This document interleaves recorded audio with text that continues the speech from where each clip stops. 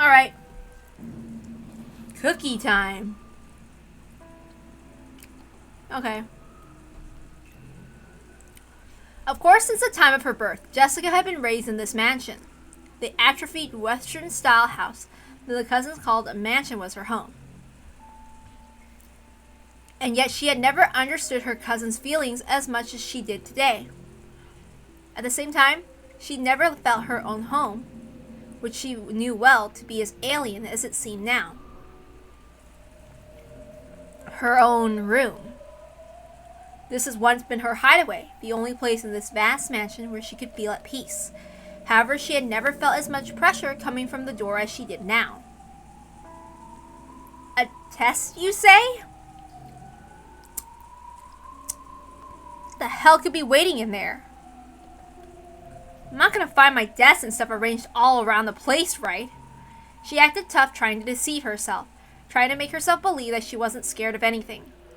Readying herself, she opened the door to her room.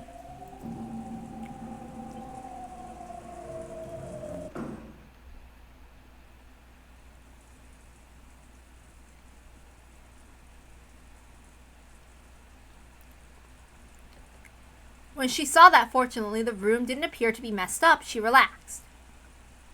No one was there. Of course, there was nowhere for anyone to hide here.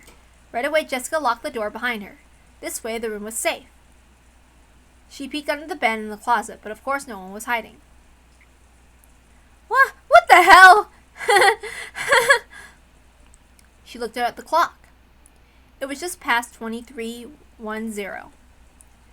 As her tension lessened and fatigue came back to her entire body, she realized how messed up this whole day had been. It was still about 23:00. The plan had been for all the cousins to gather and have fun playing around and talk animatedly about various things together into the night. Normally, we would have been doing that kind of thing right now. Why has that turned into this? It's all that damn geezer's fault! How could he do that to Mom? To everyone! She shook her head back and forth with anger and sadness. But there was no one there to direct those emotions at. Because of the lock, this room's security was guaranteed. Remembering that one more time, Jessica somehow regained her calm. If this keeps up like this and nothing happens, I want to go to the dining hall and see Mom's dead face. Even though Goto emphasized so strongly that it was gruesome, that I definitely shouldn't go and look at it. Even so, I wanted to see her face at the end. But we were warned repeatedly that stepping out of a line, even alone, would put the hostages in danger. Could it be that locking that door was also against the rules? If I close myself up in here alone, I might be saved. But if I don't open it, it'll surely be against the rules, and Dad and Kano and Shannon, Aunt Kyrie and Dr. Nanjo will be killed. There's no way the scales will balance out between 5 lives and my own life. Jessica tightly shut her eyes, resisting the other part of herself that said it isn't okay. Wait, what the heck? Jessica tightly shut her eyes, resisting the other part of herself that said, "Isn't it okay as long as I stay alive?" and faced the door and made to unlock it. At that time, a crisp applause rang out, making Jessica's heart leap. If the door had remained locked, it might have been in violation of the rules, and harm could have come to the hostages. But despite that, your own life might have been saved. However, you resisted that temptation and were about to unlock the door yourself. That bravery of yours is worthy of admiration. Who? If I, the owner of this room, searched everywhere a human could have been hiding, where'd this man come from? There was nowhere for a human to hide, but could something non-human have managed it? This was supposed to be my first meeting with this largely built middle-aged man. I didn't recognize this guy who looked like a butler and bore the crest of the one-winged eagle. A pleasure to meet you, Jessica. I serve as head furniture for the master, the 27th of the 72. I am called Ronoe. Ronoe? Genji? Yes. Genji is like my little brother. Or perhaps he was my true form while in this world. You might even say he was my vessel. Oh, they just tell you. What's this guy saying? Oh, my apologies. This is not something a human would be able to understand. Well then, let's move on to the main event. So this is that test or whatever that geezer talked about? Correct. This is the test that the master has granted you, Jessica. At Renove's elegant gesture, like that of a butler, ordering for a meal to be set out, many gold butterflies flew up out of nowhere. What the hell? As the cloud of gold butterflies spun around the small swirl, they gathered in one place. Then that gold mound disappeared like a pile of leaves blown away by the cold wintry wind, and there laid a western envelope with a one-winged eagle crest done on it in gold leaf. With a gesture, Renove urged her to pick it up. Jessica timidly did so, and opened the letter inside. What's this? It is an exceedingly simple test to determine whether one is qualified to become the successor. Please attend to the question written there with a fitting attitude for the successor who support the Ushinomiya family. And tell me your answer as well as the thoughts that led to it. Dumbass! Shaking, Jessica looked between the paper and Renove's face several times.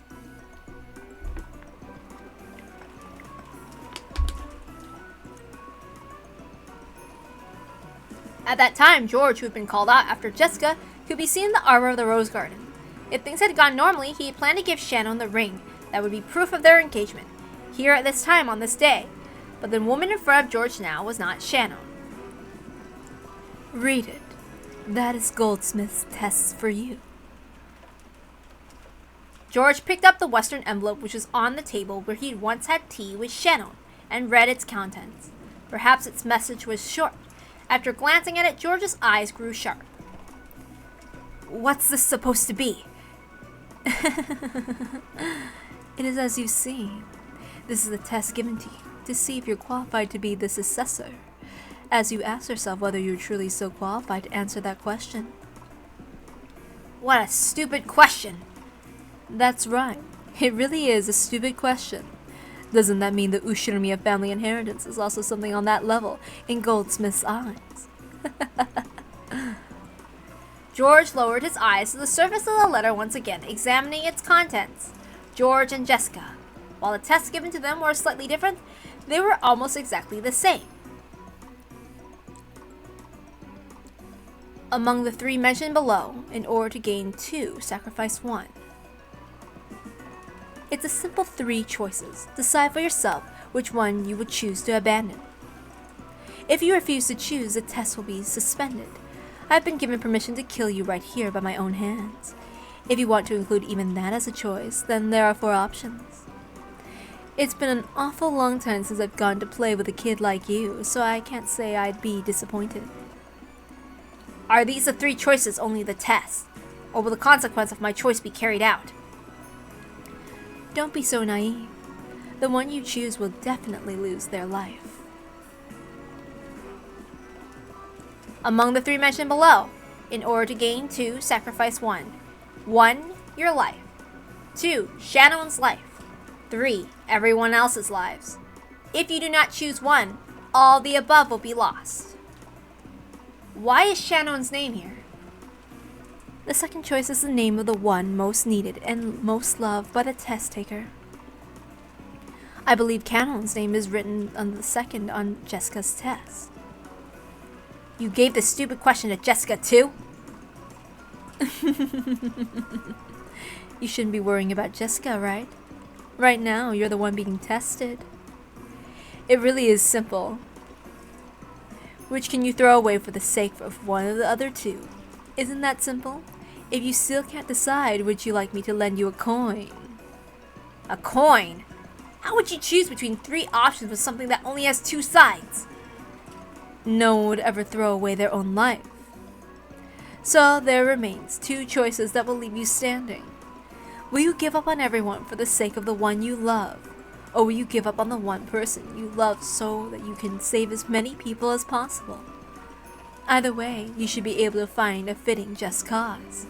After all, this Rokkenjima is now a demon island. The sentimental relationships of the human world aren't necessary here. No one will blame you. Do as your heart desires. And ask yourself whether you're qualified to succeed the Ushirimiya family headship. Or rather, make your decision as if you were truly the Ushirimiya family head, okay?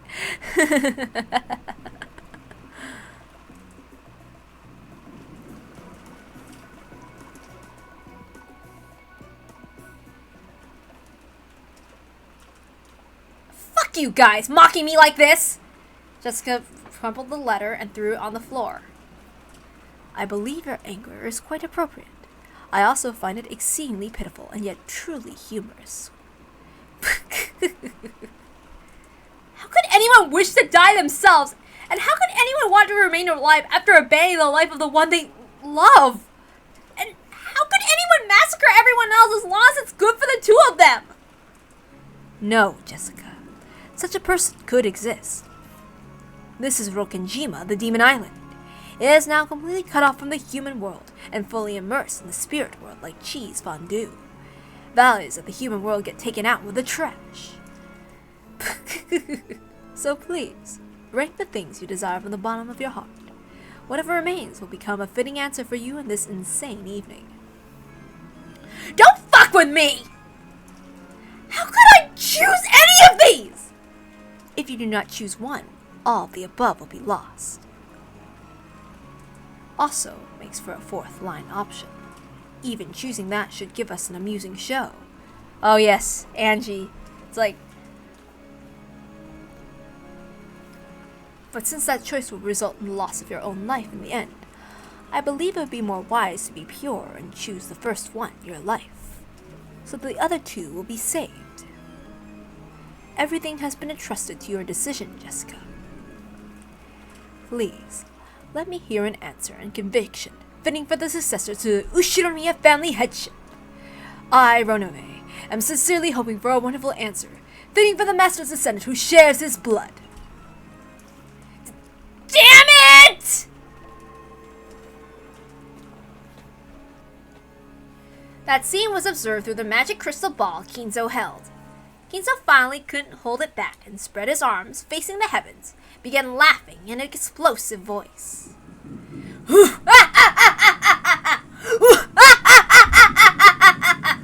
What are you wavering for, foolish grandchildren, my descendants?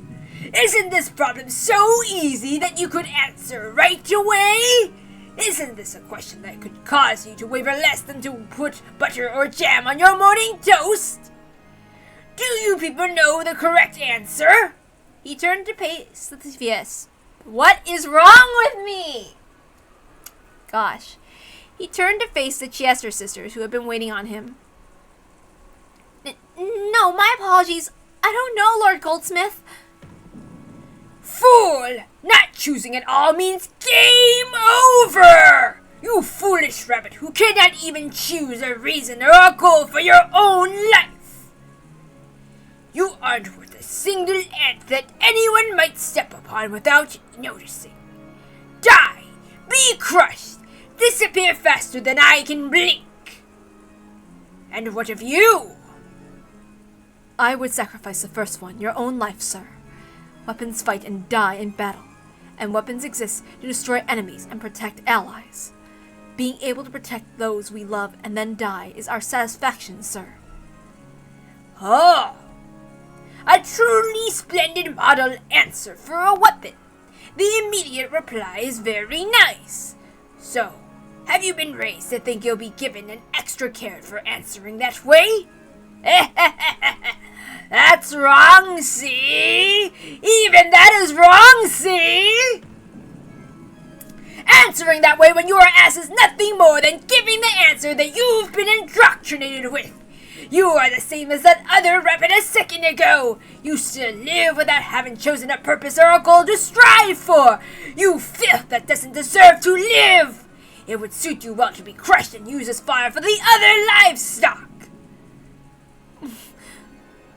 Yes, sir. Animal fodder would be an honor.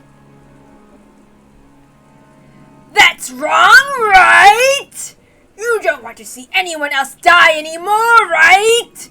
Why can't you accept that? Accept that the depths of your old wound are still festering and rotting! Yes, the rotting stench that would make the nose wrinkle, you foolish, rotten rabbit! These are the words of praise of you! Thank you very much, sir. Well then, what about you? The last one. Which of these three choices would you choose? Without wavering, I'd choose the second one. Oh, the second. There are not many who would stick their chests out and choose to offer the ones they love as a sacrifice. Tell me your reason. Because the one you love will be lost eventually. If you don't love anyone, you won't get hurt, and you won't lose someone you still might be able to love again. So, the person you love right now isn't worth that much. Yeah.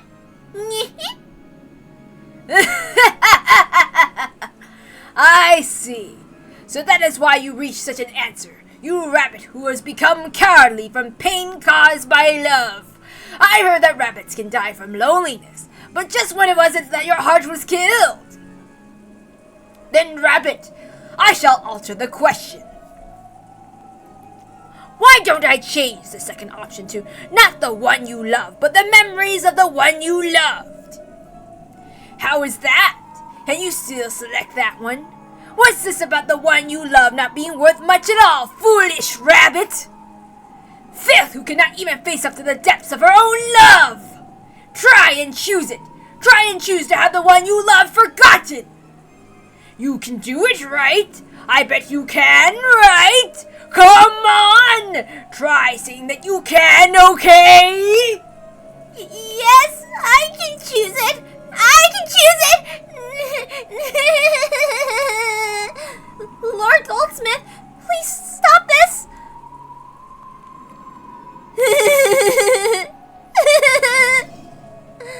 Enough, rabbit filth! Go to Virginia and keep watch on the dungeon. Disappear! The Chester sisters, with their respective old wounds of their heart gouged out, escaped by disappearing. After that, even though there was no one to hear, Kinzo continued talking by himself, as though in a play.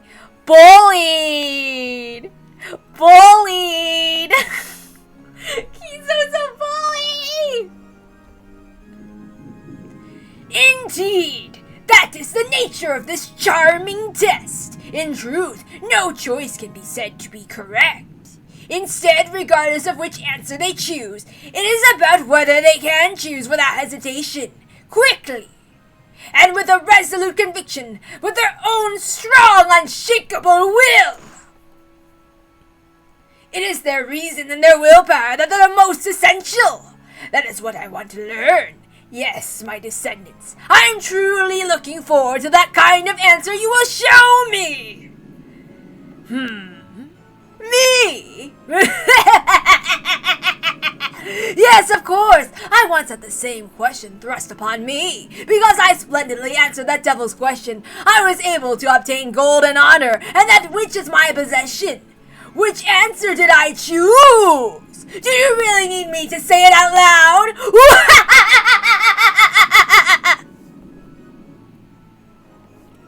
Kinzo is the greatest mic eater ever.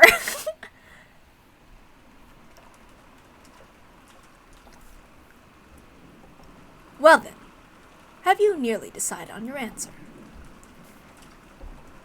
As Jessica stared at the letter that had been crushed and laid on the floor, she hung her head in constant silence.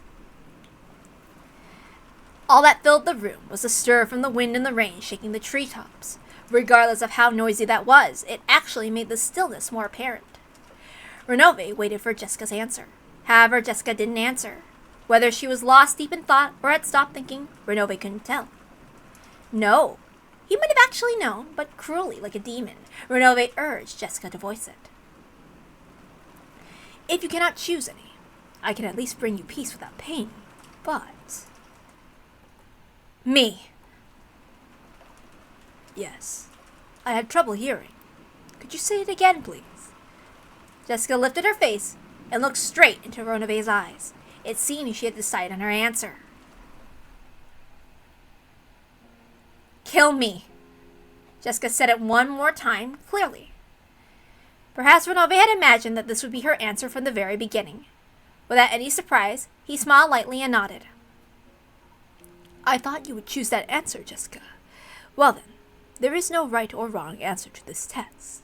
The essential part is what thoughts led you to that answer. Come now, please answer with a fitting attitude for the successor.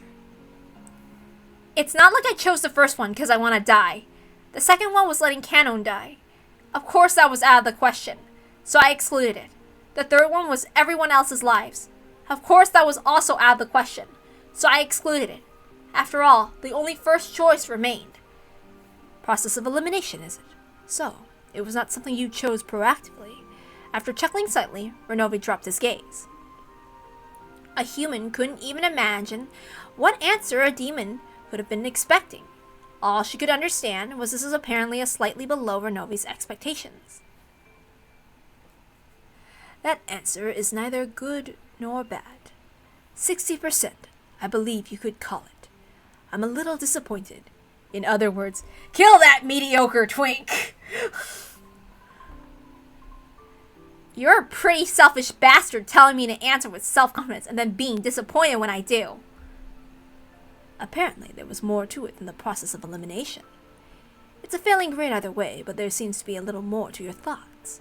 Allow me to ask. People don't want to die, so no one will want to choose the first option. People want to live in happiness and struggle as much as life will let them, so normally the first choice should be impossible from the beginning. However, you took that first choice. You chose to throw away your own life.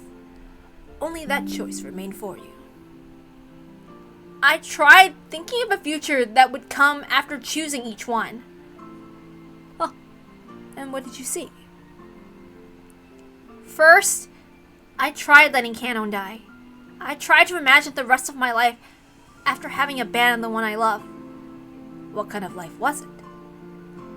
It was a horrible woman who didn't deserve to live. A shabby woman who always lamented her own decision and lived only to regret. I could never forgive a horrible woman who chose to live and abandon the person she loved. I put an end to her myself. How brave. So, did you also consider the third option? Yeah, I tried letting everyone but me and Canon die. There's no way Canon would like me if I did that. So again, even with Canon, I was forced to bear the cross of abandoning so many people, and even Canon was forced to bear it. I'm not gonna make a foolish choice that leaves Canon bearing that cross. I wouldn't be able to forgive a future me who did something like that. I put an end to that woman myself too. Jessica had pictured it in her mind. The future beyond her reach. Each had 3 choices. There were 3 Jessicas. One of the 3, 2 had regrets. Only one could hold her head high and smile at Canon. You know, I once had the nerve to preach something to Canon. Something about trying to live life to the fullest. Live your life to the fullest. Meaningful words, and a surprisingly difficult thing to do.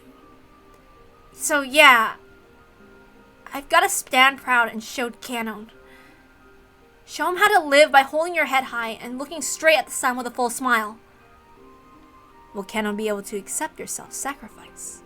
Haven't you thought that your selfish decision might hurt him more than necessary? That's why I want to leave a message. Huh. I will listen, but after all, I am a demon. I may not even keep my promises, you see. Keep it! Your promise! Jessica spoke that, looking quite unconcerned. She asked the demon who was about to take her life to pass on a message. She didn't even think at all she would be betrayed. At the extremely innocent smile, Renove closed his eyes slightly and shrugged his shoulders. I see nothing wrong with that. So, what shall I tell him?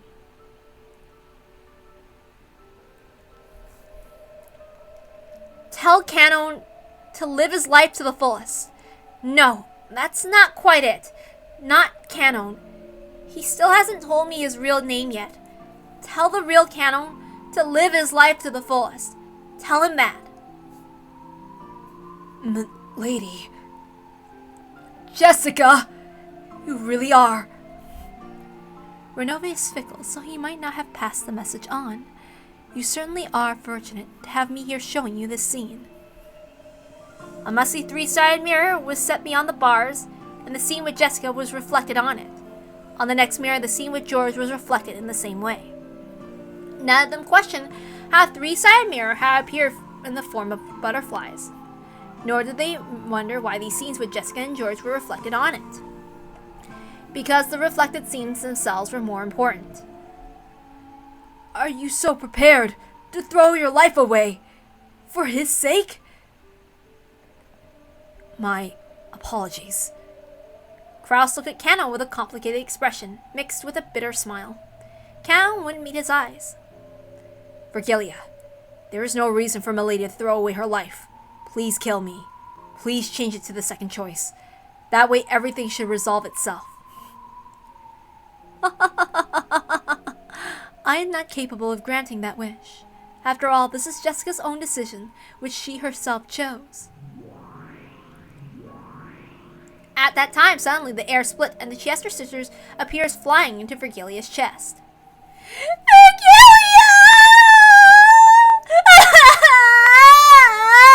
So mean! Lord Goldsmith has helped me! I'm doing the best I can. Crushing me for animal fodder. That's just too much. Virgilia, who didn't have a clue what was going on, was mobbed by the sobbing Chester sisters. There. Everything is all right. Don't cry. I'll make you some delicious tea. I'm leaving it up to all of you to guard this place. If they do anything suspicious, inform me immediately. The goat attendants all faced each other, nodding their heads. Virgilia took the Chester sisters and left. The sound of them going up the stairs could be heard, so they probably had gone to an upper floor. This is our chance. It looks like these goat heads are morons. I wonder if we can trick them. Kyrie realized an opportunity had arrived, but even so, she hadn't thought of a way to break the metal bars. The Jessica reflected on the three-sided mirror had her eyes closed, as though in contemplation. The way she had both hands stuck in her pockets, wanting to be defiant until the very end, might have been her own aesthetic stance. That's all I have to say. Kill me. Understood. Well then, fear not, for I shall make your death more gentle and merciful than any sleep. As Renove raised his palm, he slowly approached Jessica. Damn it! Ah!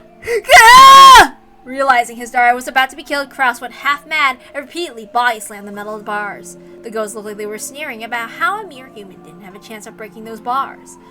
Kraus's pointless efforts certainly have been comical, but Kraus was giving it everything he had.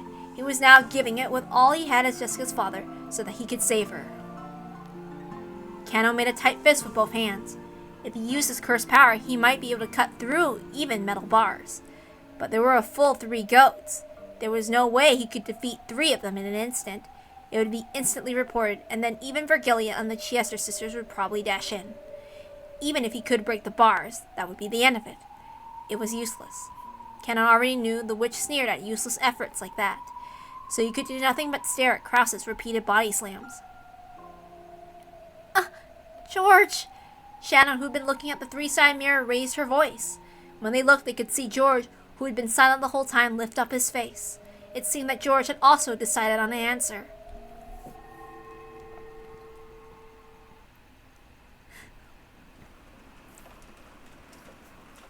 Have you decided on your answer? Yeah, I've decided. Is it an unwavering answer? Yeah, it's unwavering. Then let me hear it. Oh, by the way, it seems Jessica decided to take the your life option. Surely such an indecisive person as you isn't going to choose the same answer, right?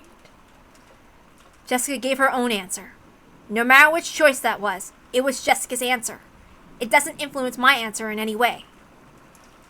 I see.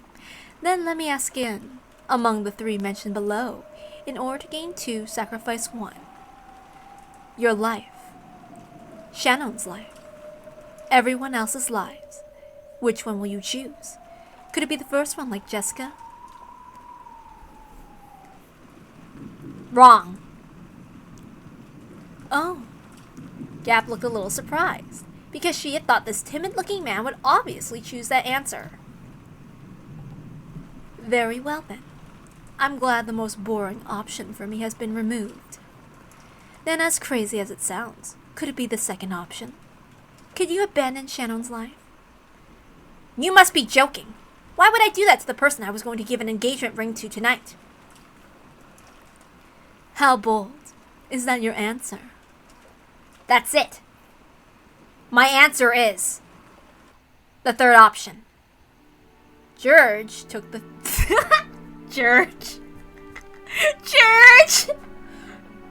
George took the third option. Everyone else's lives. Unsurprisingly, Gap hadn't imagined that he'd give an answer like that. She had been sure he'd choose the same one as Jessica, so she was interested in how he had reached that answer. How he had reached an answer that had surpassed the imagination of the 33rd ranked of the 72 demons. I want you to tell me.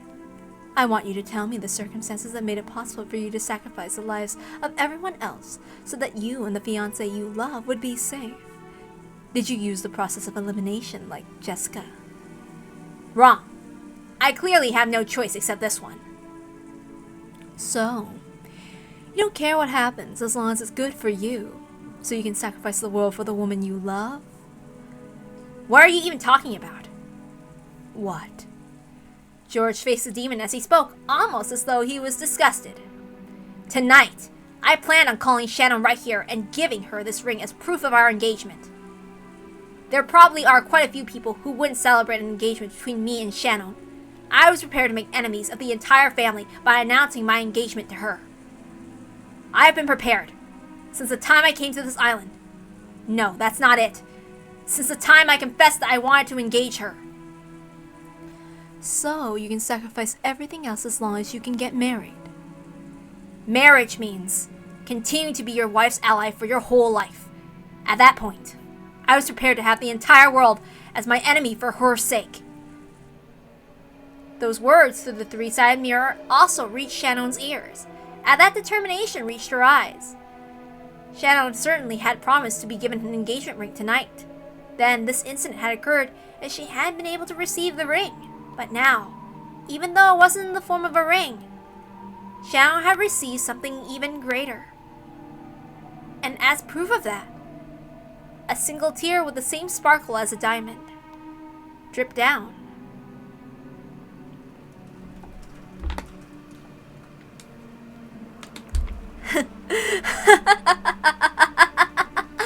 What a courageous answer.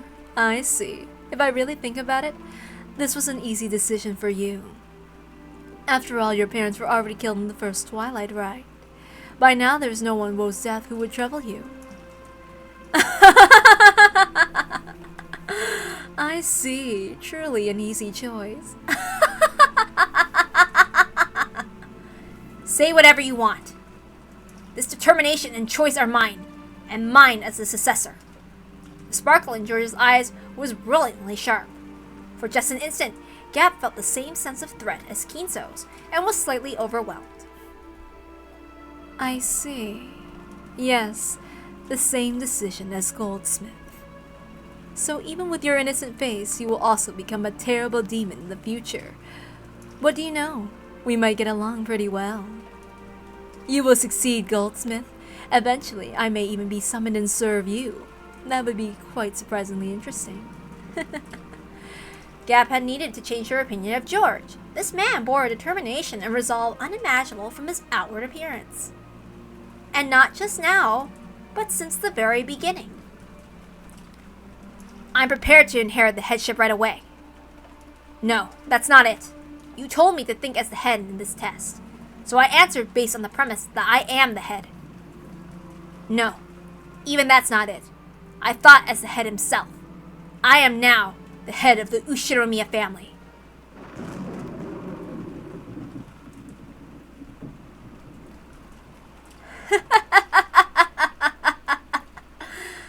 Splendid. To think that you'd be able to go so far. It seems you truly are one to be reckoned with. Balor and Maria's test remain, but I've got a good feeling you'll pass. But only if that's your true, unexaggerated answer, you see. Do you doubt my resolve? Can you carry out the option you chose? Can you right now, with your own hands, offer all the lives that exist on this island as sacrifices? By your own hand? I can! I said I was prepared to do so several times. Then return to the guest house right away and kill Battler Maria. When that's done, I'll bring the other hostages. Execute each of them except Shannon before her eyes. You can do it, right? I can. My resolve is on a whole different level from yours. Then carry it out. Death for them all. Complete this blood-stained ceremony as the new Ushiromiya family head. Understood.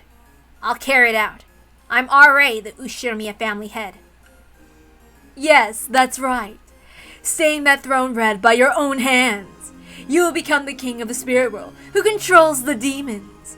Gap was convinced. This man truly was fitting to succeed Kinzo's madness.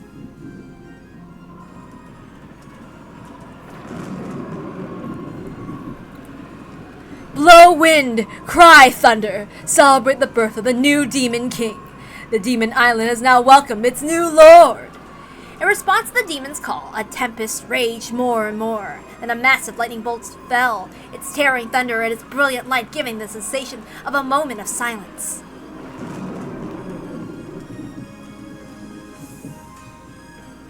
So, about the order of the murders.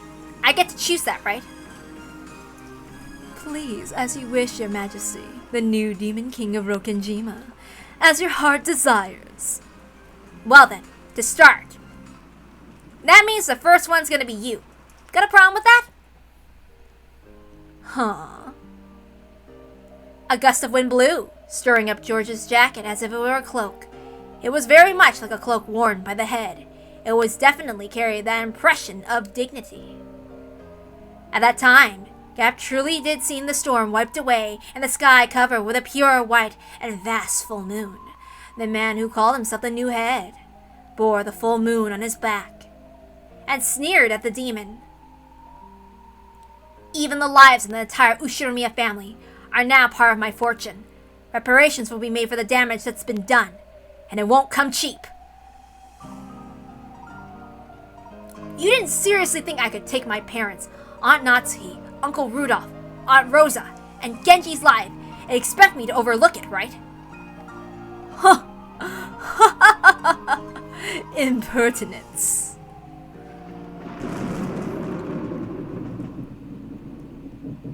Renove was trying to press his palm against Jessica's chest and stop her heart, but right before he could, his hand stopped. On the carpet at their feet, 1, 2 small red flowers bloomed with a plop plop. The seed of those flowers was way up high, piercing into the heavens. On Jessica's fist. Renove's nose was stained red with spewing blood, and those drops had been dripping onto the carpet. By the way, that just now was my answer as a maiden. My answer as a successor is different. Allow me to ask. The person I love, my family and my relatives, everyone, I'll protect them. If I'm the head, then that's my duty. Dad wasn't just swaggering around. He protected me and Mom. He fought the pressure of succeeding the Ushiromiya family for decades. That's why I know. Being the successor is nothing trivial. So you know what? I can give it up. Betting my own life is something I can do easily. Jessica knew. She knew that in order to protect her family, her father had bluffed and fought alone continuously. Jessica understood something that his back had been telling her. Another left straight was buried into Renove's face. That terrifying strike wasn't due to just brass knuckles she was using. It was a strike of a person, a family head who could throw away everything in order to protect. If Dad's lost his qualifications to become the successor, then I, the next in line, will succeed the headship. Head the Ushiromiya family, Ushiromiya Jessica! I'm not the kind of coward who'd let you do whatever you like anymore! A wonderful answer. I shall change your score from earlier. +10 for that answer. plus 10 for that splendid left straight. Which means that plus 20 more would make for a perfect 100, yeah? As Renova jumped backwards, somersaulting in midair, he violently wiped away the blood pouring from his nose. It had become not blood, but petals of a red rose. The blood of his face was wiped off, and in its place was a grin filled with a delight he hadn't felt in so many centuries that he couldn't remember. I, Renove, will test to see whether your resolve is worth full marks. Understand? Shut up! Shut up! Come at me!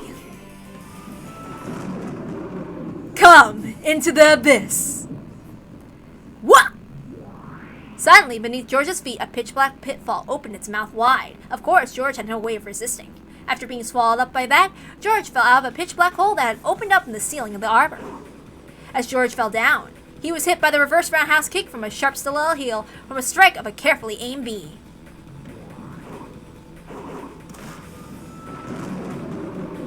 The instant George, after being blown out of the arbor, thought that he'd be swallowed up by a rose bush. Another pitch-black hole opened there and swallowed George up, and this time a pitch-black hole opened at Gap's feet before her eyes, spitting a defenseless George out of it.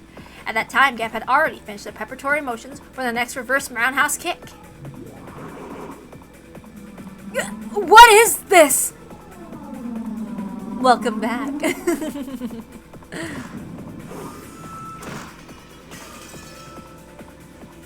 Right side of the head, below the right armpit, side of the right knee.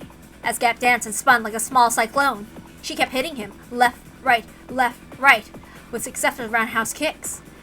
The fourth one became a sweep, cutting George's feet out from under him and making him fall down. But of course, there was no floor there, but a pitch-black hole, and George was swallowed up once again.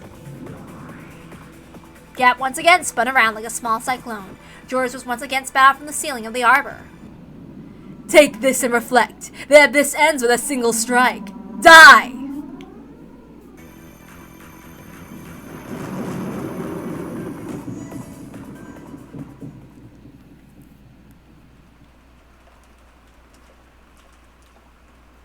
The sharp strike of the queen bee pierced the heavens like a rising cyclone. It kicked through George's lower chest as he fell from the ceiling.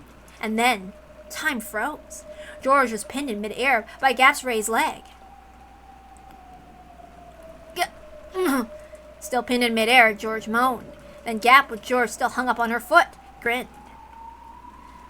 I'll admit it. At least your attitude is that of an adult. But that's no good unless you have your power to go with it. Did you know? They say you need 3 kinds of power to rule this world. The first one is influence. The second is wealth. Do you know what the last one is? I read it in a book. Force, right? Correct. And that's where you're lacking. Gap finally released George. She kicked upwards one more time, changing into another roundhouse kick and knocking him into a pillar. No one will fear a monarch without influence, without wealth, or without force. Kinzo possessed all 3 of those. That's why he reigned as a tyrant. If you're going to call yourself Kinzo's successor, try showing me a bit of that majesty, okay? Come on! How long are you going to sleep there? Stand up, okay? If you don't, you'll fall again, see?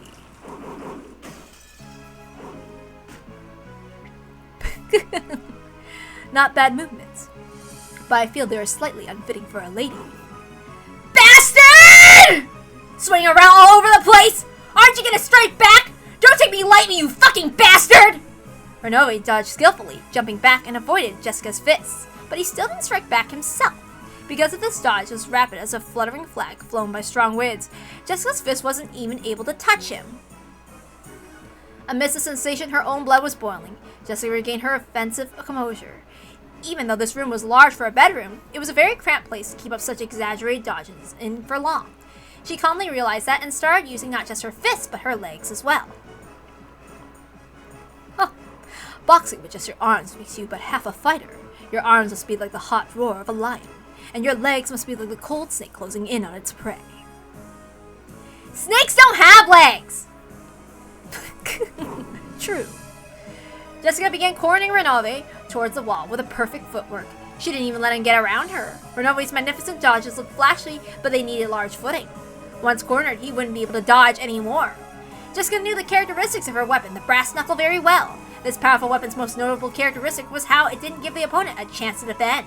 Even if they blocked it with their arm, that arm would receive a direct damage. Even if it hit the wrong way, it might even break the bone. So she cornered him. With his fists, she'd whittle away at this demon who lost any way to escape. Whoops! Oh, when did... It looks like I finally cornered you, right? Where ain't everyone being held? Oops. Where's that damn geezer? I messed up. Let me try again. My apologies. It looks like I finally cornered you, right? Where's everyone being held? Where's that damn geezer? You tell me everything and I'll let you out with nothing more than plucking that mustache off. Got it? That would be a problem. It does take me an hour every morning to set this. Once you're in a cast, you won't even be able to do that, right? Whoops. Renove had blocked Jessica's fist with his arm. He tried to act as though it was no big deal, but it must have hurt a lot. Jessica grinned. Renove smiled the same way, but twitched slightly. I see. This certainly does hurt. Here's my last bit of advice. Cry and apologize. That I cannot do. It would ruin my image. Then just crumple. Rapid fire! Jessica's fists were buried into Renove, but there was a resistance that seemed too hard, and the sound of breaking glass which startled Jessica. At a glance, it looked like Renove had caught Jessica's fist with his palm, but that wasn't quite true. When Renove opened his hand, a faint purple glowing barrier, a glass shield, appeared, stopping the attack by a hair's breadth. Pulling herself together, Jessica let her fist fly again, but with a truly magnificent gesture, Renove caught all of them. I am, after all, a demon. This level of magic is nothing. Even so, you are not bad at all. If I were a human, I could probably reside right here. Because I am a demon, I can still continue to fight. What are you trying to pull? Is this the end? Are you simply going to attack all the time while neglecting your defense? Huh? What? Renove's palm shot within a hair's breadth of Jessica's stomach. Jessica was knocked away by the purple shield, rolled backwards, and smashed her head on the bed. My shield cannot be broken by a mere human. Don't think that you'll ever be able to touch my body again. In that case, I'll just burst through that shield! Persistent, I see. Yes, a truly fitting spirit for the successor. Perhaps I'll be your opponent for just a little while longer. This is also part of an examiner's role. Break! Ah! Gab looked down on George, sneering.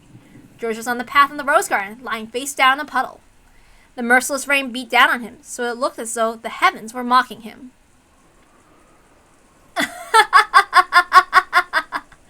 Stand up, okay? You'll fall again, right? George stood up shakily. It seemed his spirit hadn't given in, but the damage done to his body was fairly significant. Beg for your life. What you're doing now is the same as the fourth option of choosing nothing. You chose the third option, right? If you get down on your hands and knees and apologize, I'll forgive your rudeness toward me. Then I'll guide you down to the dungeon. There for your beloved Shannon and your powerless life. You will kill the other hostages one by one. You can do it, right? You did boast about having that resolve. George didn't answer, but his gaze was still obstinately resisting surrender. If you're too obstinate, then this time you really will fall to the deepest depths of the abyss, okay? Gab's strength was evident. That was probably clear, even more than it was to George himself, to Shannon's group watching through the three-sided mirror.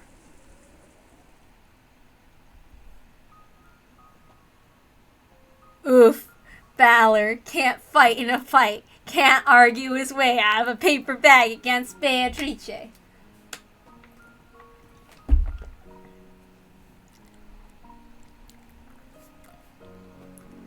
George, that's enough for someone like me. Nay-san. If you didn't like me, You wouldn't have to fight with anyone, right, George? Then please abandon me. Please forget me. There was no way that voice could have reached George, but even so, George answered. No way. I won't surrender. Oh, why not? Because that's my resolve. I'll fight everything for Shannon's sake, and I'll make everything accept us. And bless us. Hey, could you tell me something? Why are you willing to go so far for that furniture called Shannon? She's just a washout, isn't she? Rubbish furniture that couldn't even make a satisfactory waitress. I won't permit any more insults against the woman I love. So what are you going to do about it? How could a weak kid like you resist me? Loving someone is strength. Because I learned that, I was able to become strong. Shannon, I love you. With just those words, I can stand back up over and over again. Shannon's in the dungeon, right? Professing your love to me won't. No, she heard. That's because it's love. Shannon can hear my words right now. The reason I can believe that is because of love. You.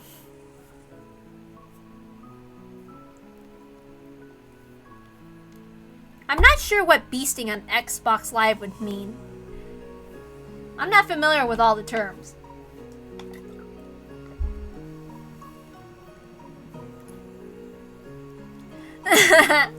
Valor's playing Call of Duty.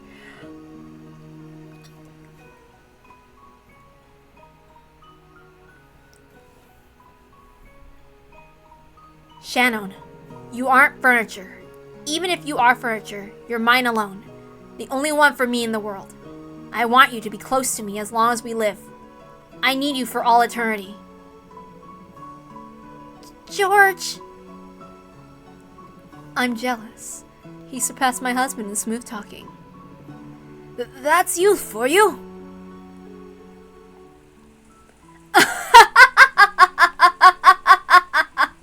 The strength of love. Then why are you so weak, boy? Does that weakness mean your love is also that weak?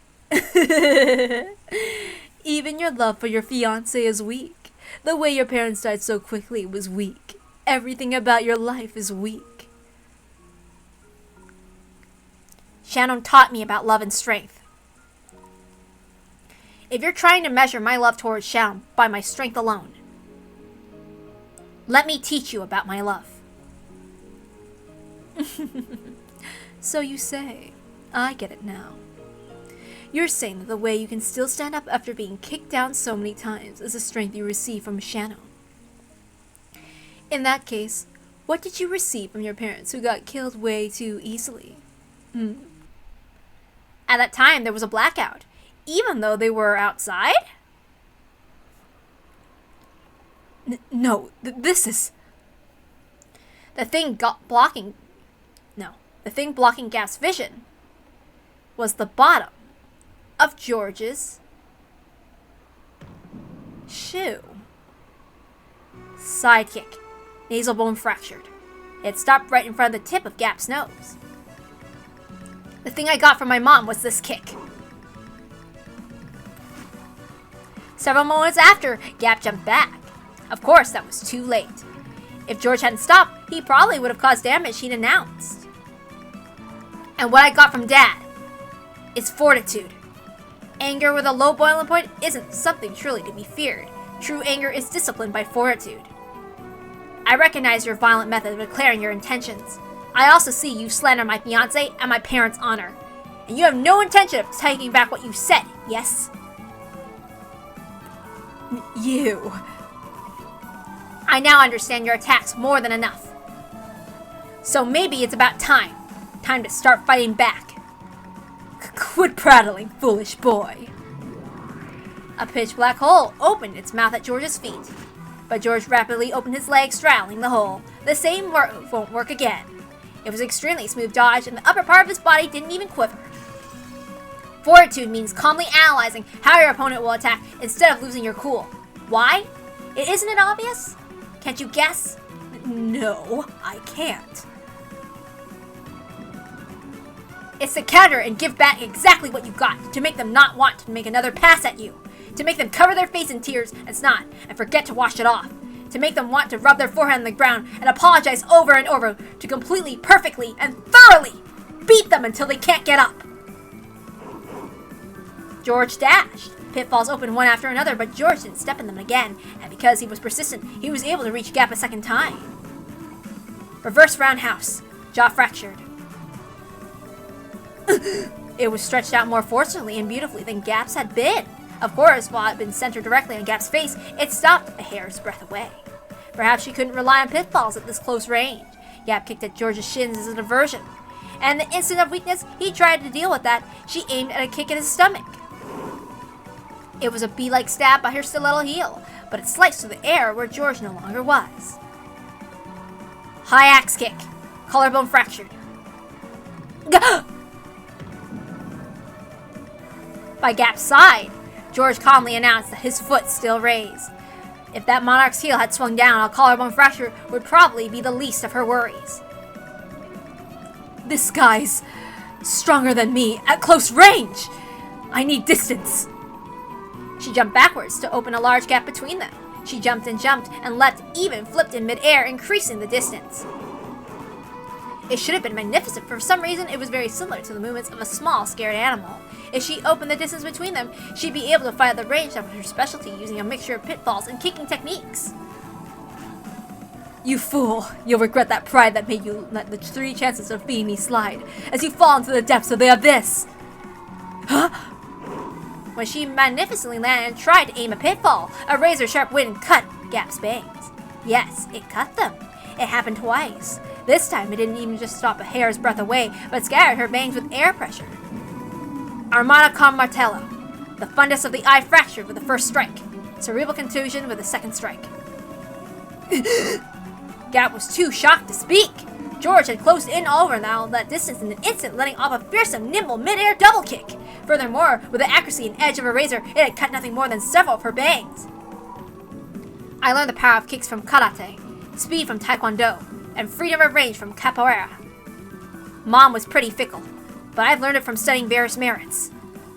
Why don't you hit me? You aren't going to say it's because I'm a woman, right? You spoke of force as a monarch's third power. It looks like you still misunderstand the meaning of that force. In this situation, force doesn't mean hastily wielded violence. It refers to a deterrent, knowledge that if someone opposes a monarch, that person won't get away unharmed. A deterrent, you say? In short, this is what it meant. This is why all of George's attacks up until now had stopped a hair's breadth away.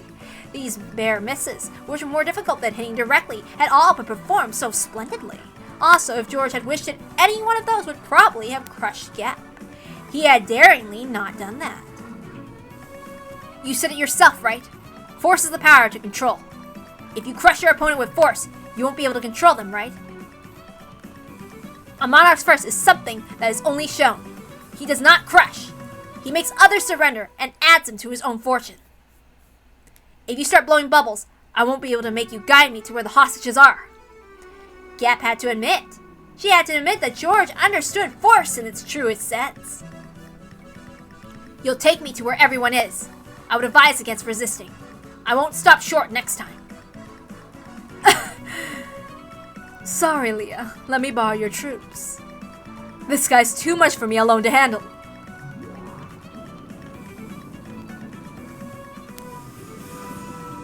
As large pitch black hole opened in the sky, 3 muscular go attendants fell out. They surrounded George. Reinforcements. Should I take this to mean that you take out all you said about me being weak? I admit it. I made light of your human power. That's wrong.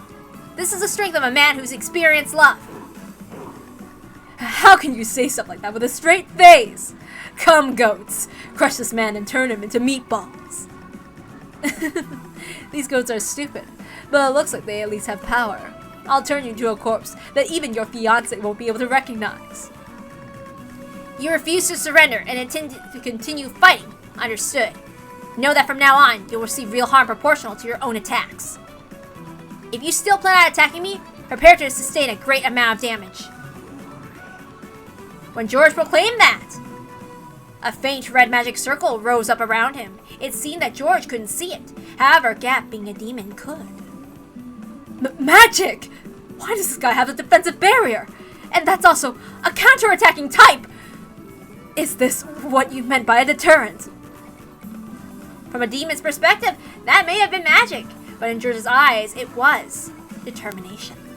It was determination filled with certainty, which would be merciless to anyone who wished to fight anymore, and which would force them to prepare for a significant counterattack. Determination with certainty becomes magic.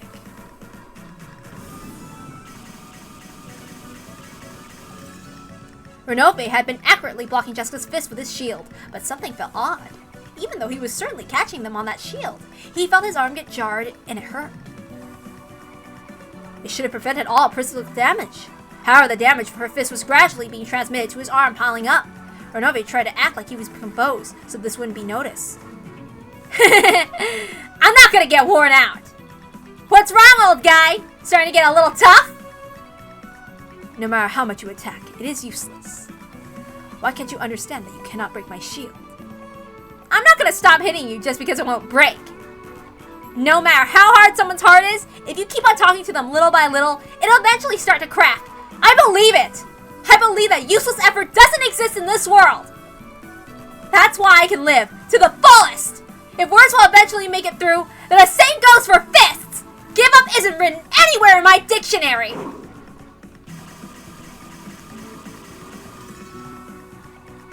Those words were probably aimed at Kano. Kano, who had seemed to reject Jessica's words. But Jessica knew that. No matter how stubborn his heart was, those words would eventually soak through. She believed that they would surely reach his heart. The day would come when he would stop calling himself furniture and disparaging himself.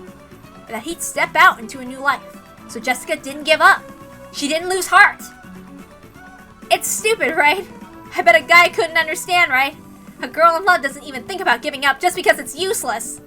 At that time, Renobe certainly saw. He saw the reddish glow of light that encircled Jessica's fists. This is not good. An enchantment, is it? This permeate upgrade would be troublesome. Inside her unrelenting fists and determination dwelled the power to succeed no matter what. From a demon's perspective, that was magic. Determination with certainty becomes magic. See? Nothing useless about it. Looks like my fists are making it through. Guard your arm, old guy! It seems I will have to get a little more serious. It appears it is as you said. In this world, nothing is useless. That's right! If you give up because something's useless, that's when your life ends! He'll get through. You can be sure of that! I'm an idiot, so this is the only way I can live. But even so, I'm sure I'll be able to teach Canon about a new world someday. So I'm not gonna lose heart in a place like this. I'll definitely defeat you and save everyone! Damn! Got to somehow open a hole! Ah! Kraus was repeating his useless effort to somehow open a hole between the metal bars. Useless. Nothing is useless. There's nothing. The lookout goats had been swallowed up by those black pitfalls and disappeared. Now was their once-in-a-lifetime chance. This was their only chance to break the bars. So stop it, it's impossible, Kraus. There's nothing we can do with our bare hands. Let's look for a tool. Don't waste time on the impossible. If you give up because it's useless, then it's all over. That's what my daughter said. Even if my body won't fit as long as a small person like Shannon and Kano can make it through. Now that we've reached this point, action is more important than racking our brains. Let's work together. I'll do it too. Canon, you're a boy, aren't you? Lend a hand. Canon!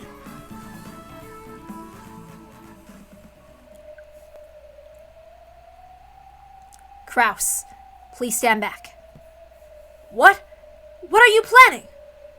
Okay, Nason, just one more time. Let's try struggling. Yes, I too will struggle one more time. No, not just one more time. Over and over again. Jessica's voice had reached Canon. It certainly had permeated into his cold rock-like heart. And George's voice had reached Shannon.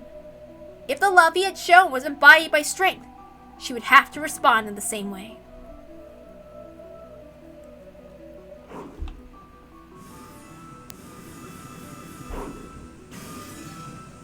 An incredible metal sound rang out. In the first flash, several metal bars were severed horizontally. In the next flash, they were severed horizontally again, causing many metal bars to clatter to the ground like bamboo shoots cut off by a sword. Kraus, Kiri, and Nacho didn't even have a clue what had just happened. Dr. Nanjo, which way down the corridor goes to the mansion? Oh, of course! In and to the left, and into the left. Let's go, Kraus. Virgilia will notice us at any moment now. What in the world are you guys? We are. When Kano hung his head a little and faltered, Shadow slapped his shoulder, smiled, and spoke. We're human. But Virgilia! Response to the lookout web! It's a jailbreak! The goat guards aren't there for some reason! What? Why? It's Gap, isn't it? Taking someone else's summonings without asking! Gap! Gap! Conforming battle regulations. Requesting permission to fire the escapees. Do it! Kill them! Gap!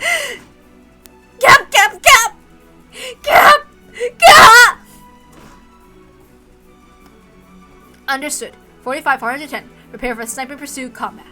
Ammo type, guided cluster rounds. Virgilia, an escape prevention barrier if you would. Yes, you're right. I won't let you escape from here. I bit my tongue saying Gap. The underground passage in front of them was once again blocked by metal bars. The door was, of course, locked. However, that was no problem for them now. Kano, it's those metal bars again! We're counting on you! Yes, Kraus. Still, that's incredible. I wonder what kind of principle it works on. I'm not interested in principles. All that matters is that he can sever the metal bars, and we can escape from here. Don't worry, Kano. Do it. Leave it to me. Kano sliced the metal bars again with his red curved blade, but there was a harsh, strange noise, and the metal bars only had a slight scratch. What's this? These are sturdy. Wrong. They're enchanted. It's one of Virgilia's magic locks. Can you cut through it? Of course, but it'll take some time. We'll wait 3 minutes. After taking a deep breath and concentrating his mind, Kano extended a red curved sword again. He pressed it hard against the metal bars. Sparks sprayed, almost as though he was melting it through with a burner. It looks like we'll be able to cut it, but it will be tough. Kraus, you've been targeted by the enemy. Please move back. Huh? Pursuers? There's no one coming. Please get behind me. They're aiming for you.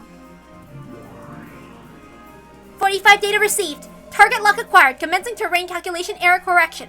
Formulating firing curve. Supplemental control point calculations complete. Data linked to 410. 410 data received. Checking hazard zone. No problems. 00 loading 48 sub-rounds. Individual homing F and F. Guided cluster rounds. Preparations complete. 45 firing... I messed up, I'm sorry. 45 firing preparations concluded. Loading guided cluster rounds. 410! Firing! A golden arrow that sparkled gold was fired, leaving a gold tail streaming behind. It drew a curve, running through the door, through the keyhole, down the stairs, toward the underground path at full speed. Something shown! You can't block the golden arrow with a shield. Canon, interception stance. Let's link. Gatekeeper understood. It's been a long time since I fought with you, Nason. Don't screw up. Yeah, I'll be serious. And there's no problem. Canon stopped cutting the bars and stood in front of Shannon. Behind him, Shannon closed her eyes, concentrating her mind deep into the darkness of the underground path.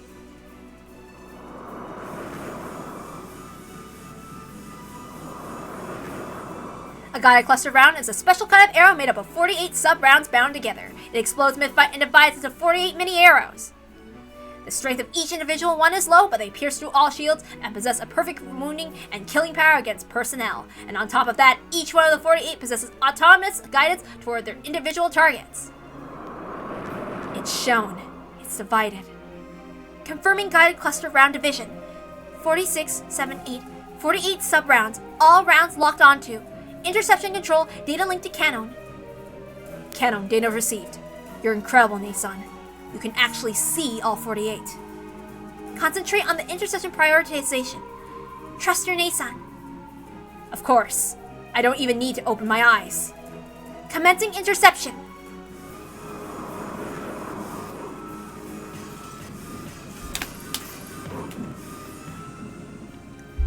Target unharmed! It was intercepted! Yeah? All 48 of them? After all, Shannon and Canon were originally a furniture pair. They're strong when they're together. Is this going to become a mal-ulcer or something? Calm down. Reload. Updating ammo type. Precision light speed sniper rounds. Preparing for precision sniping. Sounds good, yeah. Impossible to intercept super high-speed rounds. Impossible for a mere gatekeeper to defend against, yeah. Precision sniping, roger that. Commencing collection of precision firing use data. What in the world was just that? Don't worry, I don't have a clue either. All I know is that we would have died if not for these two. Canon, thanks. Go back to the Mel bars. The next shot will probably be one we can't intercept. How can we defend against such an attack? We don't need to let them shoot. Canon, initiate spirit particle combat countermeasures. At those words, Canon closed his eyes tightly and ground his teeth. With Shadow at the center, a pressure and impact that only non-humans could perceive struck.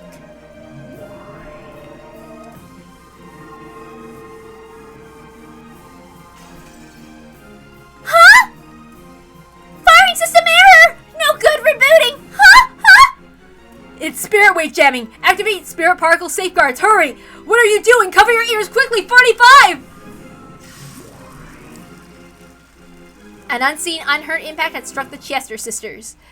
00 and 410 crouched down, covering their ears, but 45 didn't make it in time. As she stood bolt upright, her eyes rolled. Kill!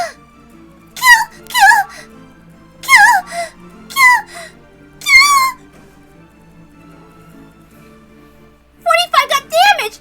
Her IME's busted! The noise is also horrible for me, yeah? 45, 410, and 00. Damage, abandoning, sniping, posture. It came straight through the link. If we don't reboot. Raising their spirit particle sensitivity for precision sniping had backfired. They had taken the full brunt of the spirit particle shockwave Shannon had released. And not only 45, who had been hit directly, but also 00 and 410 who'd been licked of her, were taken down. Are you okay? I'll make you some more delicious black tea later, so get a hold of yourselves.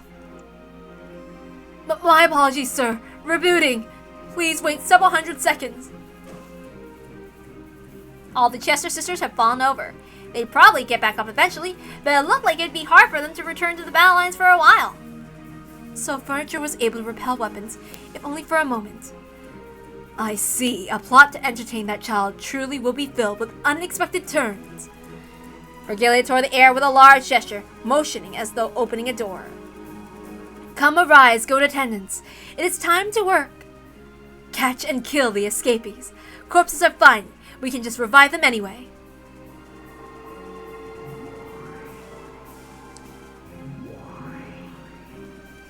A gold-colored door opened in the air. Countless giant goats with muscular bodies peeked their faces out. Come now, hurry. There are 5 escapees, so the fastest 5 of you win. There will be a wonderful prize, so give it your all. Give it your all. Virgilia clapped her hands, urging them on. A prize! After facing each other those words, the goats all rushed to the door at once, trying to get out, making the exit as packed as Tozai or Yamanote rail lines in the morning. Each wanted to get out first, so none of them could get out. Virgilia had her head in frustration. Kano manifest a chaff grenade! Oh, what? By that time, Kano had managed to cut enough bars to make a crack that could be slipped through. It had been a bit of work for Kraus, as large as he was, and Nanja with his lethal waste. But even so, they all managed to make it through. But after they did, they only had a couple of seconds to be relieved. Immediately, another set of metal bars blocked the way in front of them. This certainly is secure. I'll bet they really didn't want the people here to escape. Kano, I'm sorry, but I'll have to ask you again. It may be tough, but please! There was sweat on Kanon's forehead. You could tell at a glance that cutting the metal bars, which had been made even more solid by magic, had physically exhausted him.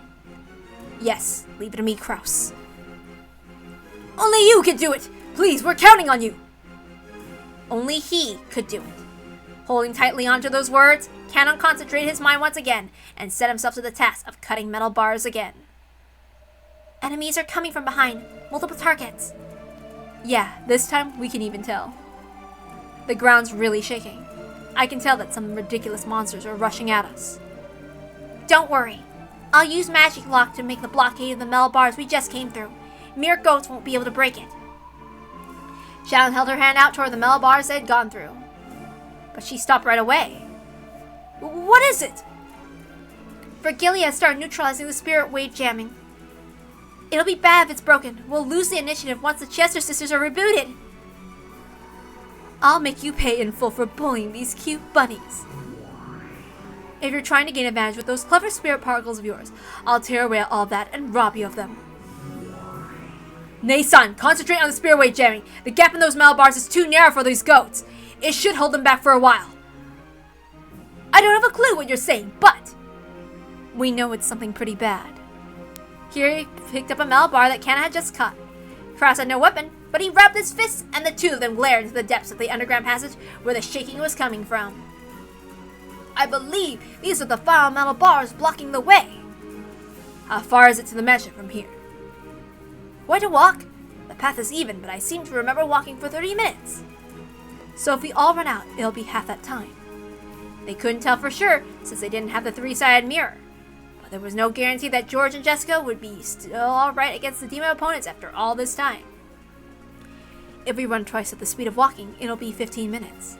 And twice at that speed would make it 8 minutes. And if we sprint all out in a double speed, it won't even take 5.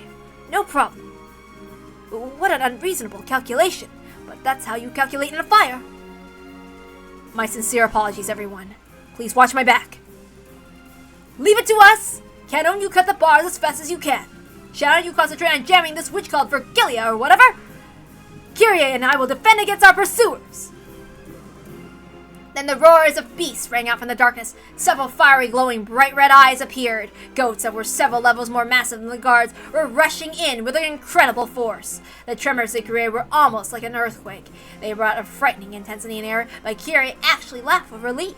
Those massive bodies wouldn't be able to cut through the crack in those bars.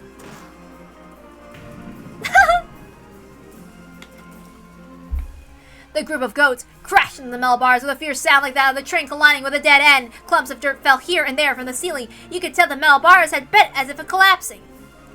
Their charge power was probably on par with a train. If the metal bars hadn't been there, they would have likely overwhelmed the 5 of them and crushed them in an instant. When the group of goats pressing up against the metal bars noticed the 5 people right in front of them, they let out a terrible howl trying to intimidate the 5, or maybe that was out of pain for the game of the push and shove. One calm goat among them figured out what should be done with the metal bars and grabbed the 2 of them with his massive arms and began bending them through as though opening double doors. Kyrie sharply jabbed her metal pole of the goat's vitals. The goat let out a roar of anguish. It probably hurt a lot, but that was all. It wasn't enough to bring it down. Kraus! Whoa! Still holding the metal pole she had stuck out, Kyrie relinquished the opposite tip to Kraus. Kraus ran there with all his might, jumped up and kicked down with all his weight and kicking power combined. All that destructive power was focused on a single pole, drilling it in.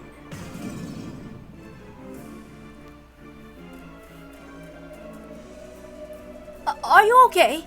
Please don't rub the affected area. I'll prescribe some medicine later. Take care. As the goat who had taken a pile bunker to its vitals writhed with teary eyes, it nodded its head.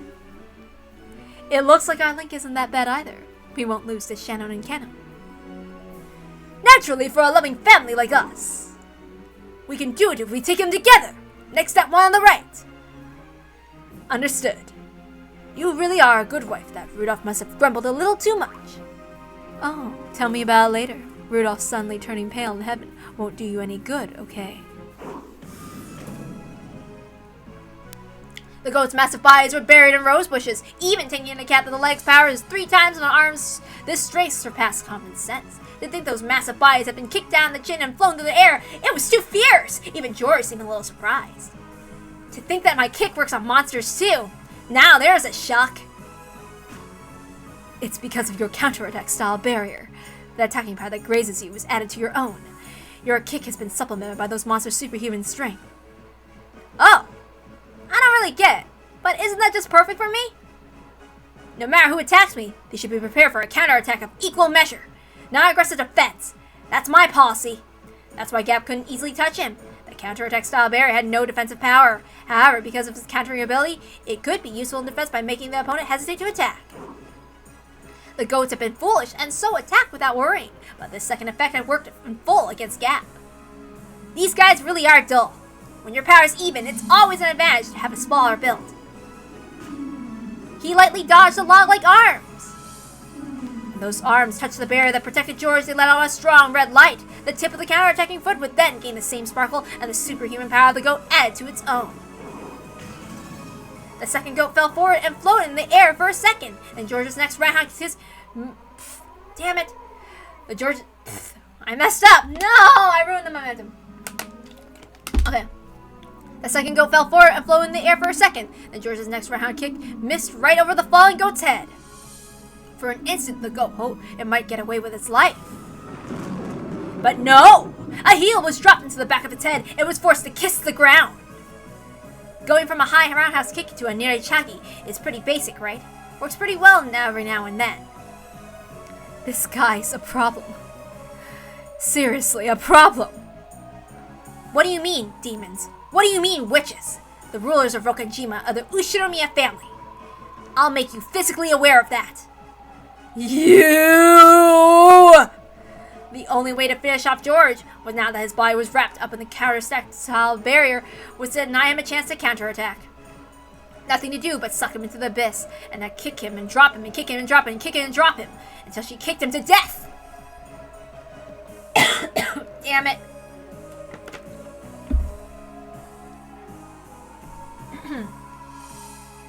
But George had already completely seen through the faint warning signs that had told the appearance of Gap's pitfalls. If he could jump over the next pitfall, then this time he'd probably pulverize Gap's head with his whirlwind-like kick without holding back in the slightest. Just had been done to his parents. She was able to envision that scene vividly.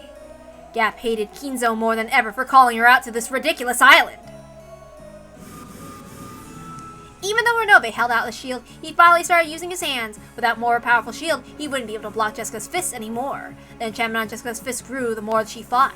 The permeing upgrade had already grown several times, and those fists had also been given an impact upgrade, a piercing upgrade, a speed upgrade, and making those fists worthy to fight on par with a demon. What's wrong? Starting to get tired? You're getting all slow! No. Your movements and thoughts and kinetic vision have rapidly been enchanted. My movements have not changed from the beginning. Your movements are beginning to catch up to me. And you still won't fight back? This is my style. However, I cannot allow it to continue at this rate. It is about time for me to get serious and end this.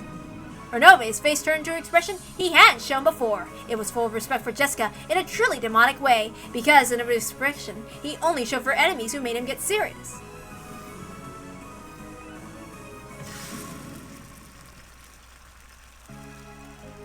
Whoa! What the? With a gesture of his whole body that you couldn't call elegant, Renobe held out a shield with all his strength. A shield the size of the thickness of a wall. It was more tenacious than a simple shield. It literally was a wall. And on top of that, with all of Renobe's magical power, it pushed Jessica back, bit by bit. Did he plan on pushing her back against the wall and crushing her to death? Jessica tried to break through the wall with both fists, but it was solid. Without any exaggeration, it was solid. Is this what you call serious? No problem. I'll break right through it! I will not let you this time. This wall is somewhat different. Here, allow me to enchant it as well. When Morobe made a magic sign almost like a ninja, the wall glowed red for just an instant, and some ominous power dwelled within it. Jessica was able to recognize that almost immediately with her body. Every time her hits hit the wall, hanging through the glass fragments that shattered and hit all over her body and rebounded against her. I upgraded with an attack reactive armor, an exceptional item that will increase the force of your attacks by counterbalancing them, which can even counteract the reactive fragments. It's perfectly fine to keep punching it, but doing so will damage you as well. In short, it's like an endurance test between me and your wall. No problem!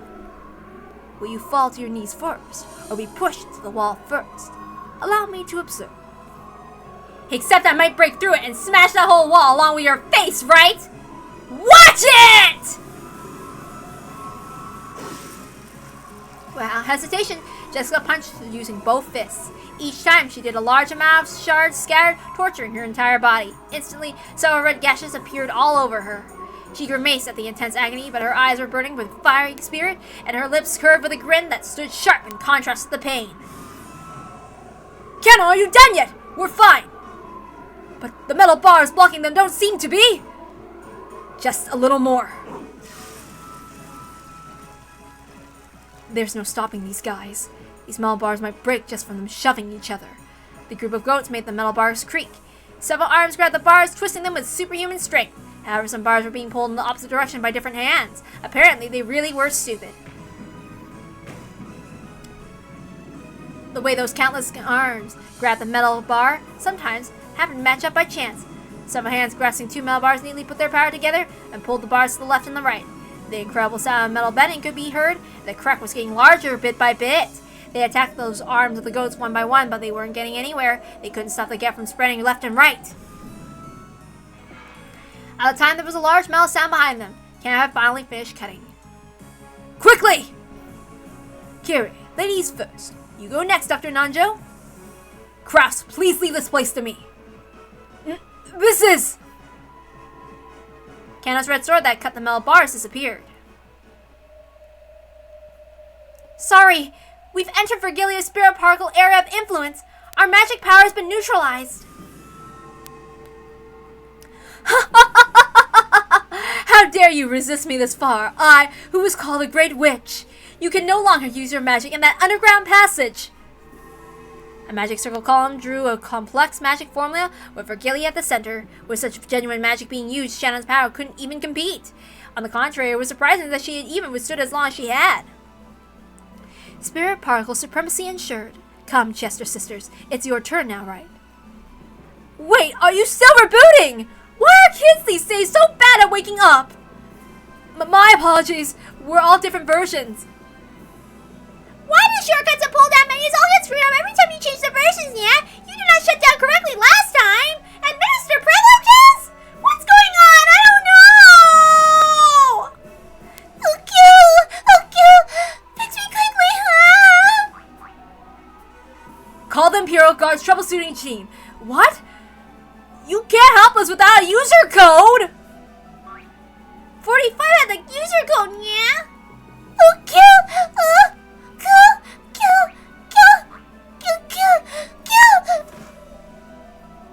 It just sounds like 9999 in Japanese to me. Have her write it on some paper. She can't reinstall her IME, so you can't write characters, yeah? You take your time fixing yourselves. I'm going. Sorry! The narrow underground passage was packed with goats, truly like a commuter train in the morning. Vergilia was again shocked by this congestion. What are you doing? Huh? You want to go first because you want the prize. You're getting in each other's way because you don't want the other goats to steal the prize from you. You stupid goats! I'm going, so make way! What? You don't want to! Vergilia is trying to steal your prize! Why are you all standing arm in arm? Tight, cramped! When did this become a goat's only car? You, that kid who just touched my butt! Get off at the next station! this way, you say? The five in Kraus' group dashed through the passageway with all their strength. They couldn't dawdle around in an underground place like this. They had to quickly join up with the children on the surface. If they could meet up, there'd no longer be any more sorrow. At the time, a terrible rumble started to chase after them. Had their pursuers finally made through those metal bars, but they couldn't see anyone when they turned around. However, that rumble and the dirt that fell there, and here, the ceiling began to grow closer and closer, finally catching up with them, and even going past them, it felt almost like being chased by ghosts. For a second, they thought they'd gone away, but the ceiling in front of them fell in, and a single goat stood in their path. Virgilia was sitting on its shoulder. This wise child knew a shortcut. What a good kid. You get first prize. Later, you can have some handmade mackerel curry. Maybe it really was happy about that dubious prize. The massive goat showed its joy by putting its hands together and writhing. Virgilia leapt down, laughing that this time it was finally checkmate. Damn, it's no use. Our magic's been completely killed. Not yet. Even without magic, we still have these bodies. Don't be ridiculous. There's no way you could fight a monster like that with that strange power. Stay back, children. I'll do something about this, so escape past the size of that monster while I distract them. I won't let you.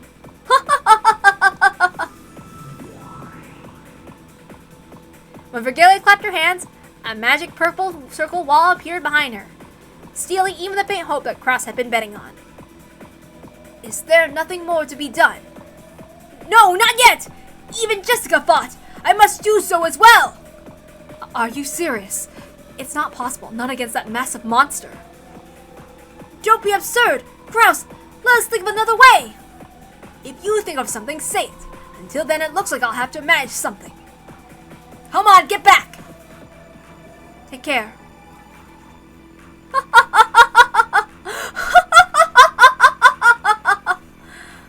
My, Kraus. You intend to fight this child alone. You never know. In a fight, it's always possible to get in a lucky shot. You think you can win even with a fluke? Allow me to explain so that even one who is blissfully unaware of his place can understand. What? If you were to wield 100% of your strength, your power level is at most 6. In comparison, this child has a power level of 1,000. In short, even if there were 100 of you, you definitely couldn't win. Well, it's true that there are uncertain elements in a fight. Let's admit that your power level has a slight scaling factor to it. But even so, your chances of beating this child are perhaps 0.00001%. Do you understand? You don't even have 1 in 10,000 chance of victory.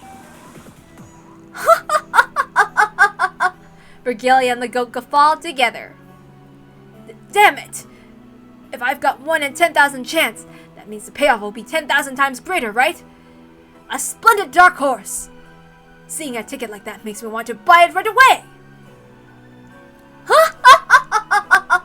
But the coin to buy is your life, and you only have 1 of those, yes. However, I can understand why you still want to entrust that miracle to fate. Therefore, I shall praise your courage for standing against us without fear, and give you a bit of a handicap. This child will fight with only his left arm. Well, even so, I have absolutely no intention of losing to you. Come to think of it, what is that bing bong noise I keep hearing? Very well, I'll take that challenge. Whether it uses its left or not, I'm sure I'll be killed with a single strike. I also only have a single chance at a strike. I can only bet everything on that. That's absurd, Kraus. I know you used to do boxing, but that is as far back as your college days. No, even if you were a pro boxer, there's no way you could defeat a monster like that with 1 strike. That would be true if there was a match in the ring. But while Kraus's chance to bet on this hope is faint, it does exist. He's betting everything on that hope. You aren't saying, but there's no way that would work out. Kraus! Watch me! I'll settle this with a single strike! How shallow. I know what you're after. The distance between the two of them is more than 10 meters. If the goat and Kraus both step in with all their strength to settle the fight with a single blow, their power will be double what is normal. Both will crash together, so it's relative 4 times normal. Even on top of that, the strike lands on a weak point for a critical hit that will only double the power again. In short, Krause's maximum power level of 6 times 8 would be 48 at most. He might or might not be able to win if he repeated that lucky shot a full 20 times. If you are killed every time you take a hit and your damage still accumulates, let's see, perhaps you might finally win when we get to episode 24, yes. If only this series could stretch so long. Either way, you don't even have a single chance at victory. Hey, seriously, what is that bing bong sound? Let me bet everything on a single strike. You have no reason to hold back either, Goat-kun. Come at me seriously. He is requesting that you... I messed up, I'm so sorry. Also, I'm smelling something weird, so I'm gonna have to do a couple of things. Just to make sure that nothing bad is going to happen.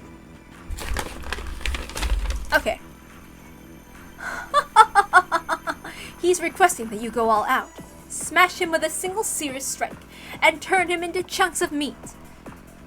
As the goat got excited and beat its chest over and over, it took a position as though preparing for a sprint.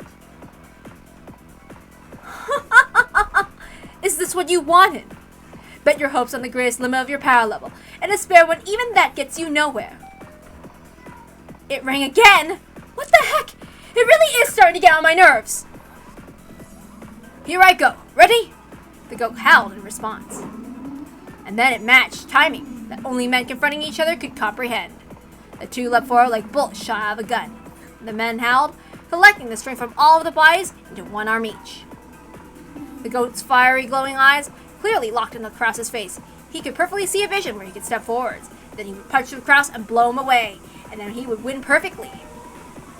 The long, painful days up to that point drifted through the goat's mind. Those painful days of training when his senpais had picked on him. She's gonna eat me! Those faint glimpses of the warm concern of his senpais felt for him. Go on ahead and leave this to me, senpai! Sorry to keep you waiting, you guys. Why are you going up here? The joy of that day, his power had been acknowledged, but he'd be accepted as one of his comrades. Little girl, ha ha. I never showed proper respect to my parents. That's right. Didn't I plan to wash my hands of this business when this job was over and return to my hometown? I'm sorry, little goat sister. Your Oni-chan always caused you so much trouble. And I actually have a child in front of me. I'm gonna marry her when I get home! No! Stop tripping all those loser flags! You can't handle that punch! Dodge it! It happened the instant where the two grasped their punches crossed. You fool, Virgilia. Looks like you failed to make a calm and rational decision. You mustn't take that punch! Knock it aside! The very instant the goat's left straight and Krause's right straight crossed. The goat obeyed Virgilia's order with super fast reflexes and pulled his straight back, repelling Krause's punch. That's right, Virgilia's decision probably had been wise. After all, the number of loser flags amplifies the power of Lun's opponent. That was close. If you had taken that punch after tripping so many loser flags, imagine just how great a force it would have been amplified to. Come on, from here, smash completely open the right side of his face with a right straight. What? That promise about fighting with only your left arm? Our promise is made to be broken. Gah! I tripped another one! I'm disappointed, Virgilia. You really have lost your composure. What's that? How was I not composed by noticing beforehand and making him avoid it? Why is that the Kyrie? If they had crashed like that, wouldn't it have been Krause's? I see. Even with 20 loser flags. That's not enough. Krause and the goat's double rush made for 4 times. With the miracle as an ally, the firm promise of a critical hit doubled it again for 8 times. On top of that, there was an application of 20 times equal to the number of loser flags, making for times 160. At a glance, that was an incredible amplification, but even so, Krause's power level was 6. Even multiplied by 160, it only made for a power level of 960, just barely below the goat's 1000. That's why I said you weren't composed. It's your blunder. If they had crashed like that, you would have won. Even if it were so, it all comes to the same thing if it's a right straight smashes Krause's head. Die, Ushiromiya Krause! Take this, the strongest striker of the boxing world! After repelling Krause's right straight, the goat's right straight attacked the right side of Krause's face, which had been left open, but there it crossed Krause's left straight.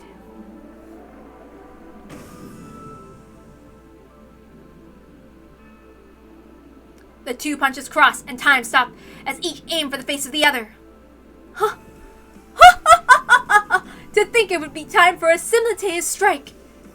But his parallel stops at times 160, making it 960. It doesn't reach up to my child's 1000. No, Vergiliae, it's your loss. Why?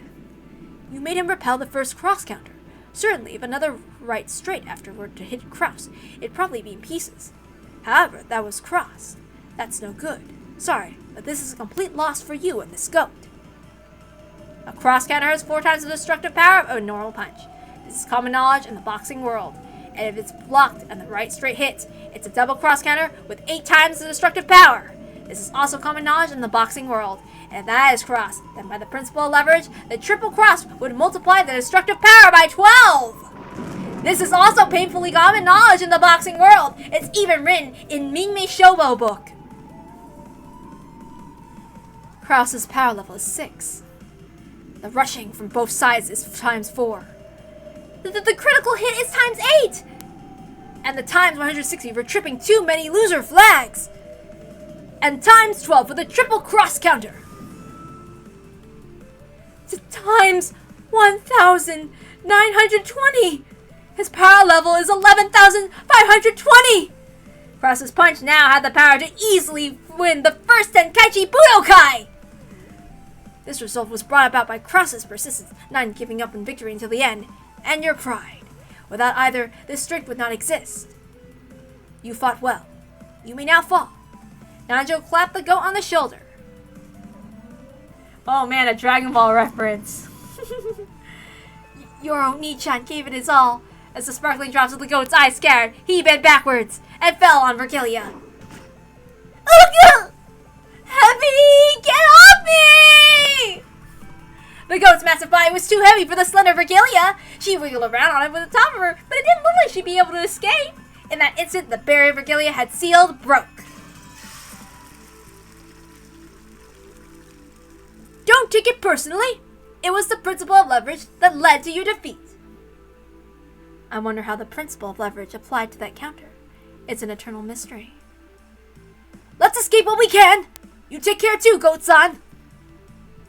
Well then, excuse us, Vergiliae! He bows. Wait! Wait up! Get this off me! Gap, gap, gap, gap, gap! After that, there was nothing to block their way. They ran insanely through the underground passage.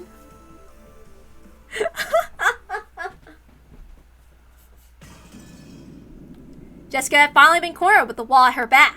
Renove advanced with his magic circle wall bit by bit and would probably crush her against the other wall eventually. Considering the distance she threw out her fist, it would be her final strike. Jessica had dealt out many punches so far. The wall wasn't invincible. It had already started to crack, and it wouldn't be strange for it to smash at any moment. However, due to the rebounding damage, Jessica also had cuts all over her body and was all worn out. Please, put a stop to this. I don't intend to crush you. It is up to the master to decide how to deal with you. However, I also intend to congratulate you, especially for your good fight. Quit fucking around! Not yet! It isn't over! Not yet! You have wounds all over your body. It's all you can manage just to stand, is it not? It seems you plan on putting all your strength into this final strike. However, that final strike will be fatal for you. The damage reflected by Renove's magic circle wall was proportional to the strength of the attack. Jessica's all-out punch would be bounced back onto her. The more all-out she went, the more it would probably be end in her death. I get it. I know that. I am warning you. Stop this now. This is for your own good. Stop bluffing. Your wall's already about to break, right? I can tell by the feel of it after punching it so much, okay? That was a fact. Renove's wall was already on the verge of breaking. On top of that, Jessica's fists had been imbued with an unimaginable magical attack power, and by now, their destructive strength defied their imagination. I'm sorry. Let's try that again. Okay. That was a fact. Renove's wall was already on the verge of breaking. On top of that, Jessica's fists had been imbued with an unimaginable magical power attack by now, and their destructive strength defied the imagination. In the worst case, that destructive power might even pierce the defensive wall, smash Renove as well, and create an expansion connecting this room to the next. However, the damage would rebound on Jessica as well. She wouldn't escape unharmed. I will say it just one more time. Stop. I say this out of consideration for you. Shut the fuck up. Prepare yourself! Jessica howled. Putting all the strength of her greatest and final destructive power into her fist, she roared.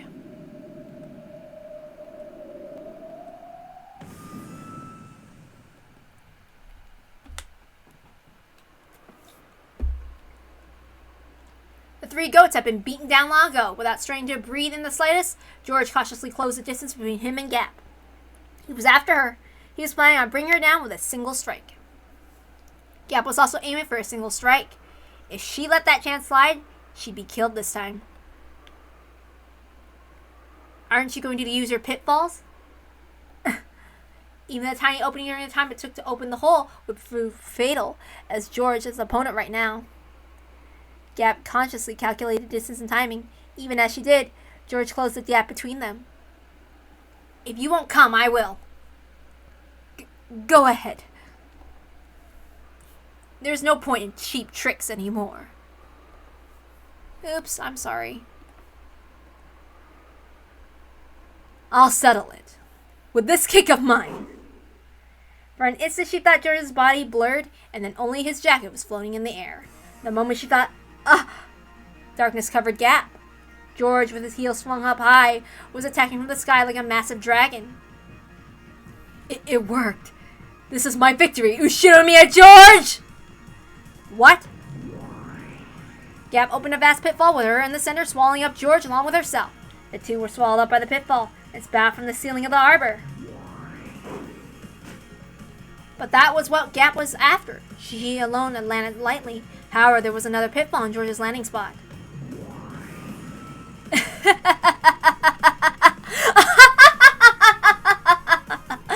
Gotcha, Ushinomiya George! It was fun, so die. The Ushinomiya family headship would be wasted on the likes of you. So I'll finish you right here, right now. Once again, George fell on the ceiling of the harbor. He'd probably been falling the same distance as falling off the roof of a 2-story building. In the sky, he couldn't control his posture in any way. It was impossible to resist or defend or avoid. As Gap spun like a whirlwind, she controlled all of it. My bad. As Gap spun like a whirlwind, she concentrated all of her energy on the sharp tip of her stiletto heel. This is the final strike, to perform his requiem. The final strike of the queen bee that would bore into heaven, knocking him down into the true abyss. Welcome to the abyss! This is the end of the line for you! She closed in on her prey, stuck up her foot into the sky. At that time, she saw George's face. Even though he was in midair, he was calmly adjusting his glasses with the middle finger of his right hand. And his posture was still preserved as that of an axe kick. Damn it! I'm sorry. And his posture was still preserved as that of an axe kick. Without the faintest deviation, he aimed for Gap's forehead. I'd already hypothesized this move would come up. If I jumped to make that person on the ground taste my heel, my posture would have collapsed long ago. However, my posture hasn't collapsed in the slightest. Do you know why? You don't mean... From the very beginning, I aimed to make a person 2 stories below taste my heel!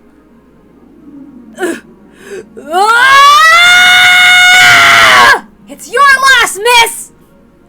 Ding dong! Take this!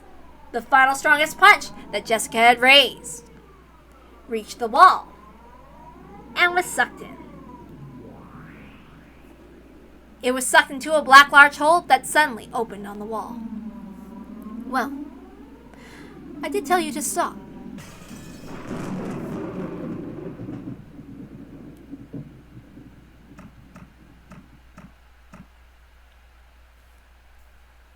This is...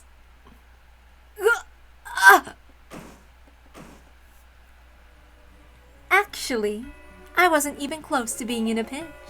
Sorry. Jessica's fist had gone for George's stomach, and George's axe kick had lined up on Jessica's head. The shocking destructive power imbued in Jessica's fist crushed George's organs and scattered his abdomen. The same destructive power in George's axe kick smashed half of Jessica's face and scattered its contents in the same manner.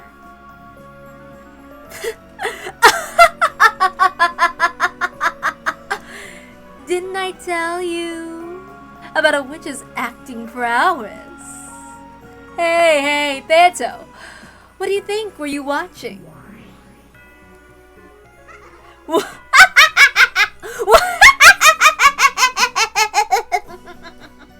Not bad, just as planned. You really do get it, Gap. Woohoo! Beto and Gap casually high-fived each other. Whoa! Thanks, Renobe. Thanks for the gift. I'll return Jessica's corpse. Separate the corpses of the two who are close. This is me the second twilight is over. Gap dropped Jessica's corpse to the pitfall, and all the chunks were thrown into Jessica's room, as carelessly throwing something into the trash. Jessica's corpse and lumps of flesh fell from the ceiling and poured all over her room. Renove shook his head slightly at this gruesome change of scenery. My apologies, Iskla. I did warn you. However, the true art of us demons, that is, foreseeing this conclusion and giving you advice I knew you wouldn't listen to, really isn't something a human could understand.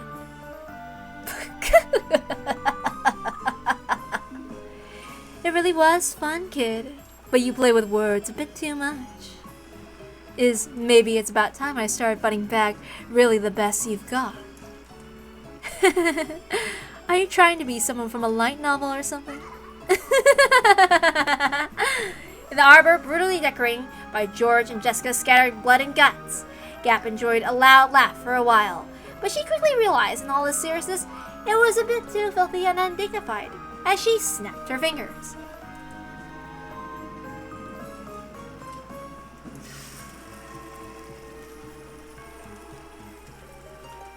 As she did, a cloud of gold butterflies rose up around her, stuck to the bits and bloodstains, and dropped them. George's corpse returned bit by bit. The brutal corpse with its guts torn out was repaired to a clean corpse that looked like it was sleeping. Was this some sort of act of sportsmanship toward a dead rival? The heavens were split, because Gap had lifted her leg high, pointing at the sky. See you, lover boy. This is game over for real. Without a trace of mercy, that foot stepped down and was buried into George's forehead. That stiletto heel was sharp as a weapon pierced George's forehead. With a bloop, it was pulled out. It was like a mark proving that Gap had certainly finished him by her own hand.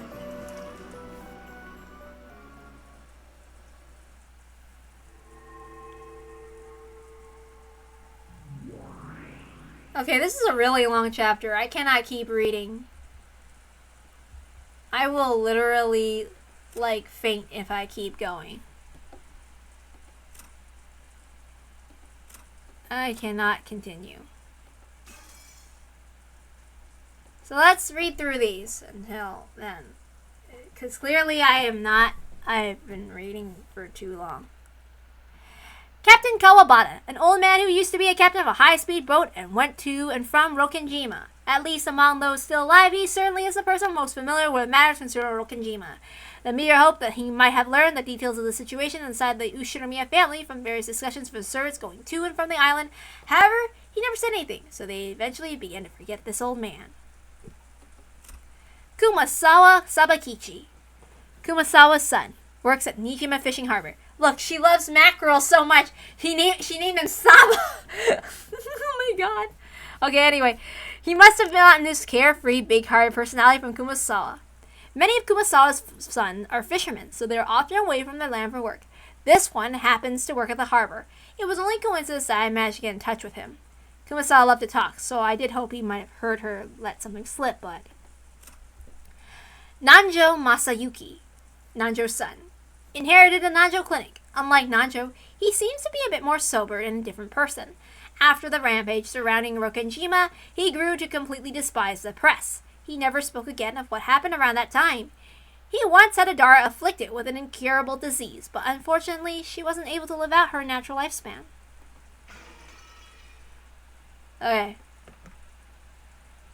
So, we're cutting it there. I can't continue